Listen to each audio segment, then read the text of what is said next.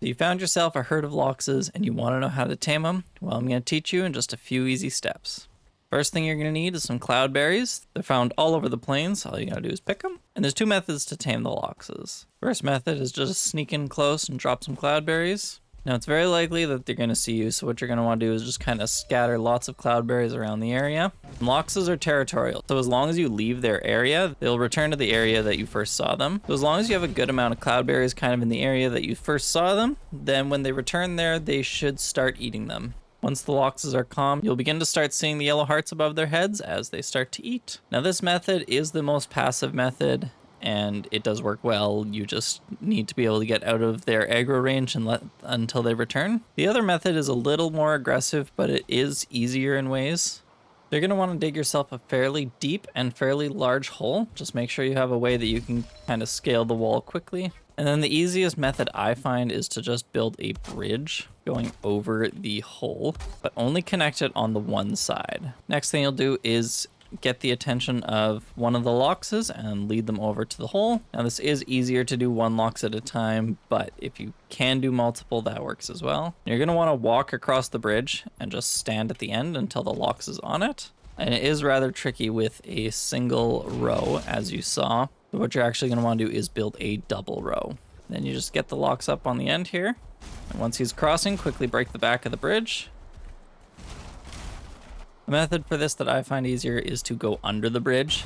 Then you can break it from directly below and just get out of there as quickly as you can. Once you have the Lox trapped, you're going to want to toss your cloudberries in and leave the area until they're no longer aggroed. And once they're settled in their new holes, you'll see the exclamation mark disappear off their name, and you should start seeing some yellow hearts appear. And just like the previous two creatures, if you can manage to get close enough, you can actually read how tamed they are. And in approximately half an hour, you should have yourselves a tamed Lox. Just like the previous two, you can go Shift E, you can name your Lox whatever you want to name it, and you can press E to pet. Now, one thing that does make the Lox unique over the other two creatures is you can actually ride it with what's called a Lox saddle. So you simply press the corresponding number of the Lox saddle to equip it. And in order to use the Lox saddle, you actually have to click on the saddle itself, not just on the Lox. You have to kind of climb higher, and then you can ride it. And you can ride your champion into battle. You also gain what's called a riding skill for the Loxes. The Loxes have a lot of stamina, so they can sprint for quite a long time. Now, unfortunately, I haven't figured out a way to attack with the Loxes, but they at least do run, and they will do damage to everything they run over as well. So you can plow through trees and rocks and walls. All around, they're a great way for travel. One thing that they are extremely good for is they do not have the same carry limit that you do. So if you are over encumbered, you can actually use your Lox to travel over the plains. So a sprinting Lox is actually slightly faster than the normal character model. So it is a quicker way to travel, as well as the stamina does not drain as slowly. However, one thing to note is the stamina on the Loxes does regenerate far slower than the normal player.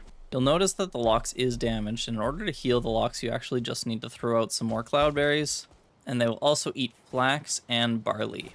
Now, in order to breed the Loxes, it's the same as the other methods. You just feed them one of those three food, and once they both have pink hearts appearing, they will begin to breed. And I think that basically covers it. If you want to see more of these, make sure you give us a like and a follow, and we will see you for the next episode of Valheim's Tips and Tricks.